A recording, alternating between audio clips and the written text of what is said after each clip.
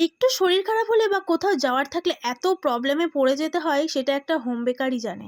মানে এই কাজটা এরকমই যে যেদিনকে দরকার সেদিনকেই লাগবে। যে পরের দিন দেবো সেটা তো আর হবে না। কারণ যেটা যার স্পেশাল ডে সেই দিনকেই সেলিব্রেশন করতে হবে। তো সেইজন্য আমি একটু গিয়েছিলাম বেড়াতে। তো একদিনের জন্য বাড়ি ছিলাম না। বাট হঠাৎই আমার সেইদিনই চলে আসার কথা ছিল। বাট বিকেলবেলায় যেহেতু কেকটা নেবে তাই আমি আর ক্যানসেল করিনি। তাড়াহুড়ো করে গিয়ে আবার চলে এসেছি। তো এই কেকটা যে নিয়েছিল তার কোনো ডিমান্ড ছিল না। শুধু বলেছিল ৫ বছরের বাচ্চা, ছোট মেয়ে। তো সেই অনুযায়ী যেটা হবে সেটাই বানিয়ে দিতে। তো আমি ভেবেছিলাম একটু কালারফুল করব। বাট যেরকম চেয়েছিলাম সেরকম পাইনি। যেহেতু কোনো ডিমান্ড ছিল না, সেইজন্য আমি যা মাথায় এসছে তাড়াহুড়ো করে, আর টাইমটাও অনেকটা শর্ট ছিল। যার কারণে আমি সেরকম কিছু একটা করিনি। এখানে এডিবল বাটারফ্লাইগুলো বসিয়ে দিয়েছি। এগুলো কিন্তু সম্পূর্ণ খাওয়া যাবে।